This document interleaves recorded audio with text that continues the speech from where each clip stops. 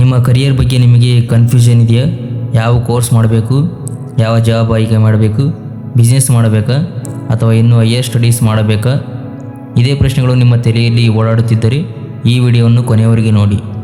ನಮ್ಮ ಜೀವನದಲ್ಲಿ ಒಂದು ಹಂತದಲ್ಲಿ ಬಹುತೇಕ ಎಲ್ಲರಿಗೂ ಕರಿಯರ್ ಬಗ್ಗೆ ಕನ್ಫ್ಯೂಷನ್ ಬರುತ್ತದೆ. ಯಾರೋ ಒಂದು ಕೋರ್ಸ್ ಮಾಡುತ್ತಿದ್ದಾರೆ, ಯಾರೋ ಒಂದು ಜಾಬ್ಗೆ ಹೋಗುತ್ತಿದ್ದಾರೆ, ಇನ್ನೊಬ್ಬರು ಬಿಸ್ನೆಸ್ ಮಾಡುತ್ತಿದ್ದಾರೆ. ಅವರನ್ನು ನೋಡಿ ನಮಗೂ ನಾನು ಏನು ಮಾಡಬೇಕು ಅನ್ನೋ ಪ್ರಶ್ನೆ ಬರುತ್ತದೆ. ಆದರೆ ಒಂದು ವಿಷಯ ನೆನಪಿಟ್ಟುಕೊಳ್ಳಿ, ಕರಿಯರ್ ಕನ್ಫ್ಯೂಷನ್ ಇರುವುದು ನಿಮ್ಮ ಫೇಲ್ಯೂರ್ ಅಲ್ಲ, ನಿಮ್ಮ ಮುಂದಿನ ದಾರಿಯನ್ನು ಹುಡುಕುವ ಸಮಯ. ಸ್ನೇಹಿತರೆ, ಕರಿಯರ್ ಕನ್ಫ್ಯೂಷನ್ ಇದ್ದರೆ ಯಾವ ರೀತಿಯಾಗಿ ಅದನ್ನು ಗುರುತಿಸಿಕೊಳ್ಳಬೇಕು ಎನ್ನುವುದಕ್ಕೆ 7 ಹಂತಗಳನ್ನು ನಾವು ಗಮನಿಸಬೇಕಾಗುತ್ತದೆ. ನಂಬರ್ 1, ಮೊದಲು ನಿಮ್ಮನ್ನು ನೀವು ಅರ್ಥ ಮಾಡಿಕೊಳ್ಳಿ. ಸ್ನೇಹಿತರೆ, ಕರಿಯರ್ ಆಯ್ಕೆ ಮಾಡುವಾಗ ಭಾಳಷ್ಟು ಜನ ಮಾಡುವ ಮೊದಲ ತಪ್ಪು ಏನು ಗೊತ್ತಾ? ನಮ್ಮನ್ನು ನಾವು ಅರ್ಥ ಮಾಡಿಕೊಳ್ಳದೆ ಬೇರೆಯವರನ್ನು ನೋಡಿ ಕರಿಯರ್ ಆಯ್ಕೆ ಮಾಡಿಕೊಳ್ಳುವುದು. ಯಾರೋ ಒಬ್ಬರು ಗೌರ್ಮೆಂಟ್ ಜಾಬ್ಗೆ ಹೋಗುತ್ತಿದ್ದಾರೆ ಅಂದರೆ ನಾವು ಅದನ್ನೇ ಮಾಡಬೇಕು ಅಂತ ಅನಿಸುತ್ತದೆ. ಯಾರೋ IT ಫೀಲ್ಡ್ನಲ್ಲಿ ಕೆಲಸ ಮಾಡುತ್ತಿದ್ದಾರೆ ಅಂದರೆ ನಮಗೂ ಅದೇ ಬೇಕು ಅನಿಸುತ್ತದೆ. ಆದರೆ ಒಂದು ಕ್ಷಣ ಯೋಚಿಸಿ, ಅದು ಅವರ ಜೀವನ, ನಿಮ್ಮ ಜೀವನ ಅಲ್ಲ. ಪ್ರತಿಯೊಬ್ಬರ ಇಂಟ್ರೆಸ್ಟ್ ಬೇರೆ, ಸ್ಟ್ರೆಂತ್ ಬೇರೆ, ಸ್ಕಿಲ್ಸ್ ಬೇರೆ ಮತ್ತು ಗೋಲ್ಸ್ ಬೇರೆ. ಆದ್ದರಿಂದ ಕರಿಯರ್ ಆಯ್ಕೆ ಮಾಡುವ ಮೊದಲು ನಿಮ್ಮನ್ನು ನೀವು ಕೆಲವು ಪ್ರಶ್ನೆಗಳನ್ನು ಕೇಳಿಕೊಳ್ಳಿ. ನನಗೆ ಯಾವ ಕೆಲಸ ಮಾಡಲು ಆಸಕ್ತಿ ಇದೆ? ಯಾವ ವಿಷಯವನ್ನು ಕಲಿಯಲು ನನಗೆ ಇಷ್ಟ? ನನ್ನಲ್ಲಿ ಯಾವ ಸ್ಕಿಲ್ಸ್ ಚೆನ್ನಾಗಿವೆ? ಯಾವ ರೀತಿಯ ಕೆಲಸವನ್ನು ನಾನು ದೀರ್ಘಕಾಲ ಮಾಡಲು ಬಯಸುತ್ತೇನೆ? ಈ ಪ್ರಶ್ನೆಗಳಿಗೆ ಪ್ರಾಮಾಣಿಕವಾಗಿ ಉತ್ತರ ಹುಡುಕಲು ಪ್ರಯತ್ನಿಸಿ. ನಿಮಗೆ ಯಾವುದರಲ್ಲಿ ಆಸಕ್ತಿ ಇದೆ ಅನ್ನೋದನ್ನು ಗಮನಿಸಿ. ನಿಮ್ಮಲ್ಲಿ ಈಗಾಗಲೇ ಇರುವ ಸ್ಕಿಲ್ಸ್ ಯಾವುವು ಅನ್ನೋದನ್ನು ಗಮನಿಸಿ ಮತ್ತು ನಿಮಗೆ ಯಾವ ಕ್ಷೇತ್ರದಲ್ಲಿ ಇನ್ನಷ್ಟು ಬೆಳೆಯಲು ಸಾಧ್ಯ ಅನ್ನೋದನ್ನು ಯೋಚಿಸಿ. ಆದರೆ ಒಂದು ವಿಷಯ ನೆನಪಿಟ್ಟುಕೊಳ್ಳಿ, ಇಂಟ್ರೆಸ್ಟ್ ಮಾತ್ರ ಸಾಕಾಗುವುದಿಲ್ಲ. ನಿಮ್ಮ ಇಂಟ್ರೆಸ್ಟ್ ಜೊತೆಗೆ ನಿಮ್ಮ ಸ್ಕಿಲ್ಸ್, ಅವಕಾಶಗಳು ಮತ್ತು ಆ ಕ್ಷೇತ್ರದಲ್ಲಿ ಬೇಕಾಗುವ ಅರ್ಹತೆಗಳನ್ನು ಪರಿಗಣಿಸಬೇಕು. ಉದಾಹರಣೆಗೆ, ನಿಮಗೆ ಒಂದು ಕ್ಷೇತ್ರ ತುಂಬ ಇಷ್ಟವಿದೆ ಅಂದರೆ ಅದರ ಬಗ್ಗೆ ಲರ್ನ್ ಮಾಡಿ, ಅದರ ಕೆಲಸ ಹೇಗಿರುತ್ತದೆ ಎಂದು ತಿಳಿದುಕೊಳ್ಳಿ ಮತ್ತು ಸಣ್ಣ ಮಟ್ಟದಲ್ಲಿ ಟ್ರೈ ಮಾಡಿ. ಆಗ ನಿಮಗೆ ನಿಮ್ಮ ಕರಿಯರ್ ಬಗ್ಗೆ ನಿಧಾನವಾಗಿ ಕ್ಲಾರಿಟಿ ಬರಲು ಪ್ರಾರಂಭವಾಗುತ್ತದೆ. ನಿಮ್ಮ ಕರಿಯರನ್ನು ಬೇರೆಯವರ ನಿರೀಕ್ಷೆಗಳಿಂದ ಆಯ್ಕೆ ಮಾಡಬೇಡಿ.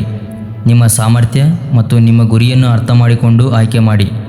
ಏಕೆಂದರೆ ನಿಮ್ಮ ಜೀವನದ ದಾರಿಯನ್ನು ನಿರ್ಧರಿಸುವ ಮೊದಲು ನಿಮ್ಮನ್ನು ನೀವು ಅರ್ಥ ಮಾಡಿಕೊಳ್ಳುವುದು ಅತ್ಯಂತ ಮುಖ್ಯ. ನಂಬರ್ 2, ನಿಮ್ಮ ಸ್ಟ್ರೆಂತ್ ಗುರುತಿಸಿ.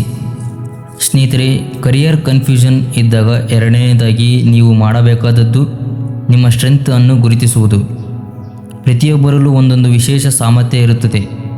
ಯಾರಿಗಾದರೂ ಮಾತನಾಡುವ ಕಲೆ ಚೆನ್ನಾಗಿರಬಹುದು, ಇನ್ನೊಬ್ಬರಿಗೆ ಟೆಕ್ನಾಲಜಿ ಬಗ್ಗೆ ಆಸಕ್ತಿ ಮತ್ತು ಸಾಮರ್ಥ್ಯ ಇರಬಹುದು, ಯಾರಿಗಾದರೂ ಕ್ರಿಯೇಟಿವಿಟಿ ಚೆನ್ನಾಗಿರಬಹುದು, ಮತ್ತೊಬ್ಬರಿಗೆ ಲೀಡರ್ಶಿಪ್ ಅಥವಾ ಪ್ರಾಬ್ಲಮ್ ಸಾಲ್ವಿಂಗ್ ಚೆನ್ನಾಗಿರಬಹುದು. ಆದರೆ ಸಮಸ್ಯೆ ಏನೆಂದರೆ ನಾವು ನಮ್ಮ ಸ್ಟ್ರೆಂತನ್ನು ಗುರುತಿಸುವುದಕ್ಕಿಂತ ನಮ್ಮ ವೀಕ್ನೆಸ್ ಬಗ್ಗೆ ಹೆಚ್ಚು ಯೋಚಿಸುತ್ತೇವೆ. ನನಗೆ ಇದು ಬರಲ್ಲ, ನಾನು ಇದರಲ್ಲಿ ವೀಕ್, ನನ್ನಿಂದ ಆಗಲ್ಲ ಅಂತ ಯೋಚಿಸುತ್ತಾ ಇದ್ದರೆ ನಮ್ಮಲ್ಲಿರುವ ಸಾಮರ್ಥ್ಯ ನಮಗೆ ಗೊತ್ತಾಗುವುದಿಲ್ಲ. ಆದ್ದರಿಂದ ಒಂದು ಪೇಪರ್ ತೆಗೆದುಕೊಳ್ಳಿ, ಅದರಲ್ಲಿ ನಿಮ್ಮಲ್ಲಿ ಚೆನ್ನಾಗಿರುವ ಕನಿಷ್ಠ 5 ವಿಷಯಗಳನ್ನು ಬರೆಯಿರಿ. ನಿಮಗೆ ಜನರ ಜೊತೆ ಮಾತನಾಡುವುದು ಚೆನ್ನಾಗಿದೆಯಾ? ಹೊಸ ವಿಷಯಗಳನ್ನು ಬೇಗ ಕಲಿಯುತ್ತೀರಾ? ಪ್ರಾಬ್ಲಮ್ ಬಂದಾಗ ಸೊಲ್ಯೂಷನ್ ಹುಡುಕುತ್ತೀರಾ? ಕ್ರಿಯೇಟಿವ್ ಐಡಿಯಾಸ್ ಕೊಡುತ್ತೀರಾ? ಟೆಕ್ನಾಲಜಿ ಬಳಸುವುದರಲ್ಲಿ ಆಸಕ್ತಿ ಇದೆಯಾ? ಇಂತಹ ನಿಮ್ಮ ಸ್ಟ್ರೆಂತ್ಗಳನ್ನು ಗುರುತಿಸಿ. ನಂತರ ನಿಮ್ಮ ಸ್ಟ್ರೆಂತ್ ಯಾವ ಕರಿಯರ್ ಕ್ಷೇತ್ರಗಳು ಹೊಂದಿಕೆಯಾಗಬಹುದು ಅನ್ನೋದನ್ನು ರಿಸರ್ಚ್ ಮಾಡಿ. ಆದರೆ ಒಂದು ವಿಷಯ ನೆನಪಿಟ್ಟುಕೊಳ್ಳಿ, ಸ್ಟ್ರೆಂತ್ ಅಂದರೆ ಈಗಾಗಲೇ ಪರ್ಫೆಕ್ಟ್ ಆಗಿರಬೇಕು ಅಂತಲ್ಲ. ನಿಮಗೆ ಒಂದು ಸ್ಕಿಲ್ ಈಗ ಕಡಿಮೆ ಇರಬಹುದು, ಆದರೆ ಅದನ್ನು ಪ್ರಾಕ್ಟೀಸ್ ಮಾಡಿದರೆ ಡೆವಲಪ್ ಮಾಡಬಹುದು. ನಂಬರ್ 3, ಇತರರನ್ನು ನೋಡಿ ಕರಿಯರ್ ಆಯ್ಕೆ ಮಾಡಬೇಡಿ. ಸ್ನೇಹಿತರೆ, ಕರಿಯರ್ ಆಯ್ಕೆ ಮಾಡುವಾಗ ಭಾಳಷ್ಟು ಜನ ಮಾಡುವ ಮತ್ತೊಂದು ದೊಡ್ಡ ತಪ್ಪು ಏನು ಗೊತ್ತಾ? ಇತರರನ್ನು ನೋಡಿ ತಮ್ಮ ಕರಿಯರ್ ಆಯ್ಕೆ ಮಾಡುವುದು. ನಿಮ್ಮ ಫ್ರೆಂಡ್ ಒಂದು ಒಳ್ಳೆಯ ಜಾಬ್ಗೆ ಸೇರಿದ, ಅವನ ಸ್ಯಾಲ್ರಿ ಚೆನ್ನಾಗಿದೆ, ಅವನ ಲೈಫ್ ನೋಡಿದಾಗ ನಿಮಗೂ ಅನಿಸುತ್ತದೆ ನಾನು ಇದೇ ಕರಿಯರ್ ಆಯ್ಕೆ ಮಾಡಬೇಕು. ಆದರೆ ಇಲ್ಲಿ ಒಂದು ವಿಷಯ ಅರ್ಥ ಮಾಡಿಕೊಳ್ಳಬೇಕು, ಅವನಿಗೆ ಆ ಕರಿಯರ್ ಸೂಕ್ತವಾಗಿರಬಹುದು, ಆದರೆ ಅದೇ ಕರಿಯರ್ ನಿಮಗೂ ಸೂಕ್ತವಾಗಿರಬೇಕು ಅನ್ನುವ ನಿಯಮ ಇಲ್ಲ. ಯಾಕೆಂದರೆ ಪ್ರತಿಯೊಬ್ಬರ ಇಂಟ್ರೆಸ್ಟ್, ಸ್ಕಿಲ್, ಪರ್ಸ್ನಾಲಿಟಿ ಮತ್ತು ಗೋಲ್ಸ್ ಬೇರೆ. ಒಬ್ಬರಿಗೆ ಟೆಕ್ನಾಲಜಿ ಇಷ್ಟವಾಗಬಹುದು, ಇನ್ನೊಬ್ಬರಿಗೆ ಟೀಚಿಂಗ್ ಇಷ್ಟವಾಗಬಹುದು, ಮತ್ತೊಬ್ಬರಿಗೆ ಬಿಸ್ನೆಸ್ ಇಷ್ಟವಾಗಬಹುದು, ಇನ್ನೊಬ್ಬರಿಗೆ ಕ್ರಿಯೇಟಿವ್ ಫೀಲ್ಡ್ ಇಷ್ಟವಾಗಬಹುದು. ಹಾಗಾಗಿ ಕೇವಲ ಅವನಿಗೆ ಯಶಸ್ಸು ಸಿಕ್ಕಿದೆ ಅನ್ನೋ ಕಾರಣಕ್ಕೆ ಅವನ ದಾರಿಯನ್ನೇ ನೀವು ಅನುಸರಿಸಬೇಡಿ. ಅವರ ಸಲಹೆ ಕೇಳಿ, ಅವರ ಅನುಭವದಿಂದ ಕಲಿಯಿರಿ. ಆದರೆ ಅಂತಿಮವಾಗಿ ನಿಮ್ಮ ಇಂಟ್ರೆಸ್ಟ್, ಸ್ಕಿಲ್ಸ್ ಮತ್ತು ಗೋಲ್ಸ್ಗೆ ಯಾವ ದಾರಿ ಸೂಕ್ತವಾಗಿದೆ ಅನ್ನೋದನ್ನು ಯೋಚಿಸಿ. ನಿಮ್ಮ ಜೀವನವನ್ನು ನೀವು ಬದುಕಬೇಕು. ನಿಮ್ಮ ಕರಿಯರ್ನಲ್ಲಿ ನೀವು ಪ್ರತಿದಿನ ಕೆಲಸ ಮಾಡಬೇಕು. ಆದ್ದರಿಂದ ಡಿಸಿಷನ್ ಕೂಡ ಯೋಚಿಸಿ ತೆಗೆದುಕೊಳ್ಳಬೇಕು. ಸೋಷಿಯಲ್ ಮೀಡಿಯಾನಲ್ಲಿ ಯಾರಾದರೂ ಒಂದು ಕರಿಯರ್ನಲ್ಲಿ ಯಶಸ್ವಿಯಾಗಿರುವುದನ್ನು ನೋಡಿ ತಕ್ಷಣ ಅದೇ ಕರಿಯರ್ಗೆ ಹೋಗಬೇಡಿ. ಅದರ ಹಿಂದೆ ಇರುವ ಪರಿಶ್ರಮ, ಸ್ಕಿಲ್ಸ್, ಕ್ವಾಲಿಫಿಕೇಷನ್ ಮತ್ತು ಚಾಲೆಂಜಸ್ ಬಗ್ಗೆ ಕೂಡ ತಿಳಿದುಕೊಳ್ಳಿ. ಯಶಸ್ಸಿನ ರಿಸಲ್ಟ್ ಮಾತ್ರ ನೋಡಬೇಡಿ, ಅದರ ಹಿಂದಿರುವ ಜರ್ನಿಯನ್ನು ಅರ್ಥ ಮಾಡಿಕೊಳ್ಳಿ. ನೆನಪಿಟ್ಟುಕೊಳ್ಳಿ, ಬೇರೆಯವರ ದಾರಿಯಲ್ಲಿ ವೇಗವಾಗಿ ಓಡೋದಕ್ಕಿಂತ ನಿಮ್ಮ ದಾರಿಯಲ್ಲಿ ಸರಿಯಾದ ದಿಕ್ಕಿನಲ್ಲಿ ನಡೆಯುವುದು ಮುಖ್ಯ. ಆದ್ದರಿಂದ ನಿಮ್ಮ ಕರಿಯರನ್ನು ಯಾರೊಂದಿಗೂ ಕಂಪೇರ್ ಮಾಡಬೇಡಿ. ನಿಮ್ಮ ಜೀವನಕ್ಕೆ ಸೂಕ್ತವಾದ ದಾರಿಯನ್ನು ಹುಡುಕಿ ಮತ್ತು ಅದರಲ್ಲಿ ನಿಮ್ಮದೇ ಗುರುತು ನಿರ್ಮಿಸಿಕೊಳ್ಳಿ. ನಂಬರ್ 4, ಕರಿಯರ್ ಬಗ್ಗೆ ರಿಸರ್ಚ್ ಮಾಡಿ. ಸ್ನೇಹಿತರೆ, ಕರಿಯರ್ ಕನ್ಫ್ಯೂಷನ್ ಇದ್ದಾಗ 4ನೇದಾಗಿ ನೀವು ಮಾಡಬೇಕಾದದ್ದು ಸರಿಯಾದ ರಿಸರ್ಚ್ ಮಾಡುವುದು. ಭಾಳಷ್ಟು ಜನ ಕರಿಯರ್ ಆಯ್ಕೆ ಮಾಡುವಾಗ ಕೇವಲ ಒಂದು ವಿಷಯ ನೋಡುತ್ತಾರೆ, ಈ ಜಾಬ್ ಸ್ಯಾಲ್ರಿ ಎಷ್ಟು. ಆದರೆ ಕರಿಯರ್ ಅಂದರೆ ಸ್ಯಾಲ್ರಿ ಮಾತ್ರ ಅಲ್ಲ, ಆ ಕ್ಷೇತ್ರಕ್ಕೆ ಯಾವ ಕ್ವಾಲಿಫಿಕೇಷನ್ ಬೇಕು, ಯಾವ ಸ್ಕಿಲ್ಸ್ ಬೇಕು, ಕೆಲಸ ಹೇಗಿರುತ್ತದೆ, ಮುಂದೆ ಗ್ರೋತ್ ಹೇಗಿದೆ, ಯಾವ ರೀತಿ ಆಪರ್ಚುನಿಟೀಸ್ ಇವೆ, ಯಾವ ಚಾಲೆಂಜ್ ಎದುರಾಗಬಹುದು, ಇವೆಲ್ಲವನ್ನು ತಿಳಿದುಕೊಳ್ಳಿ. ಉದಾಹರಣೆಗೆ, ನಿಮಗೆ ಒಂದು ಕೆರಿಯರ್ ಇಷ್ಟವಾಯಿತು ಅಂದುಕೊಳ್ಳಿ. ತಕ್ಷಣ ಅದಕ್ಕೆ ಜಾಯಿನ್ ಆಗುವ ಬದಲು ಮೊದಲು ಆ ಕ್ಷೇತ್ರದ ಬಗ್ಗೆ ಸಂಪೂರ್ಣವಾಗಿ ತಿಳಿದುಕೊಳ್ಳಿ. ಅಲ್ಲಿ ಈಗಾಗಲೇ ಕೆಲಸ ಮಾಡುತ್ತಿರುವವರ ಅನುಭವಗಳನ್ನು ಕೇಳಿ. ಕೋರ್ಸಸ್ ಮತ್ತು ಎಜುಕೇಷನಲ್ ರಿಸೋರ್ಸಸ್ ಮೂಲಕ ಮಾಹಿತಿ ಪಡೆದುಕೊಳ್ಳಿ. ಆ ಕರಿಯರ್ಗೆ ಬೇಕಾದ ಕ್ವಾಲಿಫಿಕೇಷನ್ ಮತ್ತು ಸ್ಕಿಲ್ಸ್ ಯಾವುವು ಎಂದು ತಿಳಿದುಕೊಳ್ಳಿ. ಮುಂದಿನ ಕೆಲವು ವರ್ಷಗಳಲ್ಲಿ ಆ ಕ್ಷೇತ್ರದಲ್ಲಿ ನಿಮ್ಮ ಬೆಳವಣಿಗೆ ಹೇಗಿರಬಹುದು ಅನ್ನೋದನ್ನು ಯೋಚಿಸಿ. ಮತ್ತೊಂದು ಮುಖ್ಯವಾದ ವಿಷಯ, ಒಬ್ಬರ ಮಾತನ್ನು ಮಾತ್ರ ನಂಬಿ ಕರಿಯರ್ ಡಿಸಿಷನ್ ತೆಗೆದುಕೊಳ್ಳಬೇಡಿ. ನಂಬರ್ 5, ಸಣ್ಣದಾಗಿ ಟ್ರೈ ಮಾಡಿ. ಸ್ನೇಹಿತರೆ, ಕರಿಯರ್ ಬಗ್ಗೆ ರಿಸರ್ಚ್ ಮಾಡಿದ ನಂತರ 5ನೇದಾಗಿ ನೀವು ಮಾಡಬೇಕಾದದ್ದು ಆ ಕ್ಷೇತ್ರವನ್ನು ಸಣ್ಣ ಮಟ್ಟದಲ್ಲಿ ಟ್ರೈ ಮಾಡುವುದು. ಯಾಕೆಂದರೆ ಒಂದು ಕರಿಯರ್ ಬಗ್ಗೆ ಓದುವುದರಿಂದ ಮಾತ್ರ ಅದು ನಿಮಗೆ ನಿಜವಾಗಿಯೂ ಇಷ್ಟವಾಗುತ್ತದೆಯಾ ಅನ್ನೋದು ಯಾವಾಗಲೂ ಗೊತ್ತಾಗುವುದಿಲ್ಲ. ಉದಾಹರಣೆಗೆ, ನಿಮಗೆ ಕೋಡಿಂಗ್ ಇಷ್ಟ ಅಂತ ಅನಿಸುತ್ತದೆ ಅಂದುಕೊಳ್ಳಿ. ತಕ್ಷಣ ಅದನ್ನೇ ಕರಿಯರ್ ಆಗಿ ಆಯ್ಕೆ ಮಾಡುವ ಬದಲು ಮೊದಲು ಬೇಸಿಕ್ ಕೋಡಿಂಗ್ ಕಲಿಯಿರಿ. ಒಂದು ಸಣ್ಣ ಪ್ರಾಜೆಕ್ಟ್ ಮಾಡಿ ನೋಡಿ.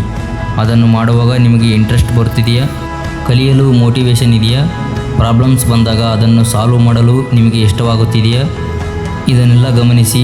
ಅದೇ ರೀತಿ ನಿಮಗೆ ಕಂಟೆಂಟ್ ಕ್ರಿಯೇಷನ್ ಇಷ್ಟವಿದ್ದರೆ ಒಂದು ಸಣ್ಣ ವಿಡಿಯೋ ಮಾಡಿ ನೋಡಿ. ಟೀಚಿಂಗ್ ಇಷ್ಟವಿದ್ದರೆ ಒಂದು ವಿಷಯವನ್ನು ಬೇರೆಯವರಿಗೆ ಎಕ್ಸ್ಪ್ಲೇನ್ ಮಾಡಿ ನೋಡಿ. ಬಿಸಿನೆಸ್ ಬಗ್ಗೆ ಆಸಕ್ತಿ ಇದ್ದರೆ ಬಿಸಿನೆಸ್ ಹೇಗೆ ಕೆಲಸ ಮಾಡುತ್ತದೆ ಅನ್ನೋದನ್ನು ಲರ್ನ್ ಮಾಡಿ ಸಣ್ಣ ಮಟ್ಟದಲ್ಲಿ ಅನುಭವ ಪಡೆಯಲು ಪ್ರಯತ್ನಿಸಿ. ಇದರ ಉದ್ದೇಶ ತಕ್ಷಣ ಕರಿಯರ್ ಫೈನಲ್ ಮಾಡುವುದು ಅಲ್ಲ, ನಿಮಗೆ ಯಾವ ಕ್ಷೇತ್ರ ಸೂಕ್ತ ಅನ್ನೋದನ್ನು ಅರ್ಥ ಮಾಡಿಕೊಳ್ಳುವುದು. ಕೆಲವೊಮ್ಮೆ ನಾವು ಒಂದು ಕರಿಯರ್ ಬಗ್ಗೆ ತುಂಬ ಎಕ್ಸೈಟೆಡ್ ಆಗಿರುತ್ತೇವೆ, ಆದರೆ ಅದನ್ನು ಪ್ರಾಕ್ಟಿಕಲಿ ಟ್ರೈ ಮಾಡಿದಾಗ ಅದು ನಮಗೆ ಅಷ್ಟೊಂದು ಸೂಕ್ತವಲ್ಲ ಅನ್ನೋದು ಗೊತ್ತಾಗಬಹುದು. ಅದು ಕೂಡ ಒಂದು ಲರ್ನಿಂಗ್, ಯಾಕೆಂದರೆ ಆಗ ನಿಮಗೆ ಈ ದಾರಿ ನನಗೆ ಸೂಕ್ತವಲ್ಲ ಅನ್ನೋ ಕ್ಲಾರಿಟಿ ಸಿಗುತ್ತದೆ, ಮತ್ತೊಂದು ದಾರಿಯನ್ನು ಹುಡುಕಲು ಸಾಧ್ಯವಾಗುತ್ತದೆ. ಆದ್ದರಿಂದ ಕೇವಲ ಯೋಚಿಸುತ್ತಾ ಕುಳಿತುಕೊಳ್ಳಬೇಡಿ, ಲರ್ನ್ ಮಾಡಿ, ಟ್ರೈ ಮಾಡಿ, ಎಕ್ಸ್ಪೀರಿಯನ್ಸ್ ಪಡೆಯಿರಿ. ಆದರೆ ಯಾವುದೇ ದೊಡ್ಡ ನಿರ್ಧಾರ ತೆಗೆದುಕೊಳ್ಳುವ ಮೊದಲು ನಿಮ್ಮ ವಯಸ್ಸು, ಶಿಕ್ಷಣ, ಹಣಕಾಸಿನ ಪರಿಸ್ಥಿತಿ ಮತ್ತು ಸುರಕ್ಷತೆಯನ್ನು ಗಮನದಲ್ಲಿಟ್ಟುಕೊಂಡು ವಿಶ್ವಾಸಾರ್ಹ ವ್ಯಕ್ತಿಗಳ ಸಲಹೆಯನ್ನು ಪಡೆಯಿರಿ. ನಂಬರ್ 6, ತಪ್ಪಾದ ಡಿಸಿಷನ್ ಬಗ್ಗೆ ಹೆದರಬೇಡಿ. ಸ್ನೇಹಿತರೆ, ಕರಿಯರ್ ಬಗ್ಗೆ ಕನ್ಫ್ಯೂಷನ್ ಇದ್ದಾಗ 6ನೇದಾಗಿ ನೆನಪಿಟ್ಟುಕೊಳ್ಳಬೇಕಾದದ್ದು, ಒಂದು ಡಿಸಿಷನ್ ತಪ್ಪಾದರೂ ನಿಮ್ಮ ಜೀವನ ಮುಗಿಯದಂತಲ್ಲ. ಭಾಳಷ್ಟು ಜನ ಒಂದು ಕರಿಯರ್ ಆಯ್ಕೆ ಮಾಡುವಾಗ ನಾನು ತಪ್ಪು ಡಿಸಿಷನ್ ತೆಗೆದುಕೊಂಡರೆ ಏನಾಗುತ್ತೆ, ನನ್ನ ಫ್ಯೂಚರ್ ಹಾಳಾಗುತ್ತಾ, ನಾನು ಮತ್ತೆ ಬದಲಾಯಿಸಲು ಸಾಧ್ಯವಿಲ್ಲವಾ ಅಂತ ಭಯಪಡುತ್ತಾರೆ. ಆದರೆ ನಿಜ ಏನೆಂದರೆ ಜೀವನದಲ್ಲಿ ಪ್ರತಿಯೊಂದು ಡಿಸಿಷನ್ ಕೂಡ ಪರ್ಫೆಕ್ಟ್ ಆಗಿರಬೇಕೆಂದಿಲ್ಲ. ಕೆಲವೊಮ್ಮೆ ನಾವು ಒಂದು ದಾರಿಯಲ್ಲೂ ಹೋಗಿ ಅದು ನಮಗೆ ಸೂಕ್ತವಲ್ಲ ಅನ್ನೋದನ್ನು ಅನುಭವದಿಂದ ತಿಳಿದುಕೊಳ್ಳುತ್ತೇವೆ. ಅದು ಕೂಡ ಒಂದು ಲರ್ನಿಂಗ್. ನಿಮಗೆ ಒಂದು ಕೋರ್ಸ್ ಇಷ್ಟವಾಗಲಿಲ್ಲ ಅಂದರೆ ನೀವು ಇನ್ನೊಂದು ಸ್ಕಿಲ್ ಕಲಿಯಬಹುದು. ಒಂದು ಜಾಬ್ ನಿಮಗೆ ಸೂಕ್ತವಾಗಿಲ್ಲ ಅಂದರೆ ನಿಮ್ಮ ಸ್ಕಿಲ್ಸ್ ಮತ್ತು ಪರಿಸ್ಥಿತಿಗೆ ತಕ್ಕಂತೆ ಬೇರೆ ಅವಕಾಶಗಳನ್ನು ಹುಡುಕಬಹುದು. ಒಂದು ಕರಿಯರ್ ಡೈರೆಕ್ಷನ್ ಬದಲಾಯಿಸಬೇಕಾದ ಪರಿಸ್ಥಿತಿ ಬಂದರೂ ಅದನ್ನು ಫೇಲ್ಯೂರ್ ಅಂತ ನೋಡಬೇಡಿ. ಆದರೆ ಕರಿಯರ್ ಬದಲಾಯಿಸುವ ಮೊದಲು ಆತುರ ಪಡದೆ ಕಾರಣ ಏನು ಅನ್ನೋದನ್ನು ಅರ್ಥ ಮಾಡಿಕೊಳ್ಳಿ. ನಂಬರ್ 7, ನಿಮ್ಮದೇ ಕರಿಯರ್ ಪ್ಲಾನ್ ಮಾಡಿ. ಸ್ನೇಹಿತರೆ, ಕರಿಯರ್ ಕನ್ಫ್ಯೂಷನ್ನಿಂದ ಹೊರಬರಲು ಕೊನೆಯದಾಗಿ ನೀವು ಮಾಡಬೇಕಾದದ್ದು ಒಂದು ಕ್ಲಿಯರ್ ಕರಿಯರ್ ಪ್ಲಾನ್ ಮಾಡಿಕೊಳ್ಳುವುದು. ನಿಮ್ಮ ಕರಿಯರ್ ಎಲ್ಲಿಗೆ ಹೋಗಬೇಕು ಅನ್ನೋದು ಗೊತ್ತಿಲ್ಲದೆ ಪ್ರತಿದಿನ ಏನು ಮಾಡಬೇಕು ಅನ್ನೋದನ್ನು ನಿರ್ಧರಿಸುವುದು ಕಷ್ಟ. ಆದ್ದರಿಂದ ಮೊದಲು ನಿಮ್ಮ ಲಾಂಗ್ ಟರ್ಮ್ ಗೋಲ್ ಏನು ಅನ್ನೋದನ್ನು ಯೋಚಿಸಿ. ಮುಂದಿನ 3 ವರ್ಷಗಳಲ್ಲಿ ನಾನು ಯಾವ ಹಂತದಲ್ಲಿರಬೇಕು, ಯಾವ ಕರಿಯರ್ ಫೀಲ್ಡ್ನಲ್ಲಿ ಇರಬೇಕು, ಯಾವ ಸ್ಕಿಲ್ಸ್ ನನ್ನಲ್ಲಿರಬೇಕು. ಅದಾದ ನಂತರ ಆ ದೊಡ್ಡ ಗುರಿಯನ್ನು ಸಣ್ಣ ಗುರಿಗಳಾಗಿ ವಿಭಜಿಸಿ. ಉದಾಹರಣೆಗೆ, ಮುಂದಿನ 3 ತಿಂಗಳು ಒಂದು ಮುಖ್ಯ ಸ್ಕಿಲ್ಸ್ ಕಲಿಯಬೇಕು. ಮುಂದಿನ 6 ತಿಂಗಳು ಆ ಸ್ಕಿಲ್ಸ್ನಲ್ಲಿ ಪ್ರಾಕ್ಟೀಸ್ ಮಾಡಿ ಕೆಲವು ಪ್ರಾಜೆಕ್ಟ್ಸ್ ಮತ್ತು ಎಕ್ಸ್ಪೀರಿಯನ್ಸ್ ಪಡೆಯಬೇಕು. ಮುಂದಿನ 1 ವರ್ಷ ಕರಿಯರ್ಗೆ ಸಂಬಂಧಿಸಿದ ಒಂದು ಸ್ಪಷ್ಟ ಹೆಜ್ಜೆ ಇಡಬೇಕು. ಹೀಗೆ ದೊಡ್ಡ ಗುರಿಯನ್ನು ಸಣ್ಣ ಸ್ಟೆಪ್ಸ್ ಆಗಿ ಮಾಡಿದರೆ ಕರಿಯರ್ ಬಗ್ಗೆ ಇರುವ ಕನ್ಫ್ಯೂಷನ್ ನಿಧಾನವಾಗಿ ಕಡಿಮೆಯಾಗುತ್ತದೆ. ಆದರೆ ಪ್ಲ್ಯಾನ್ ಮಾಡುವುದು ಮಾತ್ರ ಸಾಕಾಗುವುದಿಲ್ಲ. ಆ ಪ್ಲಾನನ್ನು ಪ್ರತಿದಿನ ಫಾಲೋ ಮಾಡಬೇಕು. ಪ್ರತಿದಿನ ಕನಿಷ್ಠ ಸ್ವಲ್ಪ ಸಮಯ ನಿಮ್ಮ ಲರ್ನಿಂಗ್ ಮತ್ತು ಸ್ಕಿಲ್ಸ್ ಡೆವಲಪ್ಮೆಂಟ್ಗೆ ಮೀಸಲಿಡಿ. ನೀವು ಒಂದು ದಿನದಲ್ಲಿ ನಿಮ್ಮ ಕರಿಯರ್ ಬದಲಾಯಿಸಲು ಸಾಧ್ಯವಿಲ್ಲ. ಆದರೆ ಪ್ರತಿದಿನ ಒಂದು ಸಣ್ಣ ಹೆಜ್ಜೆ ಇಟ್ಟರೆ ಕೆಲವು ತಿಂಗಳುಗಳ ನಂತರ ದೊಡ್ಡ ಬದಲಾವಣೆ ಕಾಣಬಹುದು. ಎಲ್ಲರೂ ಹೋಗುತ್ತಿರುವ ದಾರಿಯೇ ನಿಮ್ಮ ದಾರಿ ಆಗಬೇಕೆಂದಿಲ್ಲ. ನಿಮ್ಮ ಇಂಟ್ರೆಸ್ಟ್, ನಿಮ್ಮ ಸ್ಕಿಲ್ಸ್ ಮತ್ತು ನಿಮ್ಮ ಗೋಲ್ಸ್ಗೆ ಸೂಕ್ತವಾದ ದಾರಿಯನ್ನು ನೀವು ಹುಡುಕಬೇಕು. ಇವತ್ತು ನಿಮಗೆ ಕರಿಯರ್ ಬಗ್ಗೆ ಕನ್ಫ್ಯೂಷನ್ ಇರಬಹುದು, ಆದರೆ ನಾಳೆ ನಿಮ್ಮ ಜೀವನ ಹೇಗಿರಬೇಕು ಅನ್ನೋದನ್ನು ನಿರ್ಧರಿಸುವ ಶಕ್ತಿ ನಿಮ್ಮ ಕೈಯಲ್ಲಿದೆ. ಕನ್ಫ್ಯೂಷನ್ಸ್ನಲ್ಲಿ ನಿಲ್ಲಬೇಡಿ, ಕ್ಲಾರಿಟಿಗಾಗಿ ಹುಡುಕಿ. ಕನಸು ಕಾಣುವುದಷ್ಟೇ ಅಲ್ಲ, ಆ ಕನಸಿಗೆ ಸರಿಯಾದ ಕರಿಯರ್ ಡೈರೆಕ್ಷನ್ ಕೊಡಿ. ಇಂತಹ ಮೋಟಿವೇಶನ್, ಕರಿಯರ್ ಡೆವಲಪ್ಮೆಂಟ್ ಮತ್ತು ಲೈಫ್ ಇಂಪ್ರೂವ್ಮೆಂಟ್ ವಿಷಯಗಳಿಗಾಗಿ ಮಾಸ್ ಮೈಂಡ್ ಕನ್ನಡ ಯೂಟ್ಯೂಬ್ ಚಾನಲನ್ನು ಸಬ್ಸ್ಕ್ರೈಬ್ ಮಾಡಿ.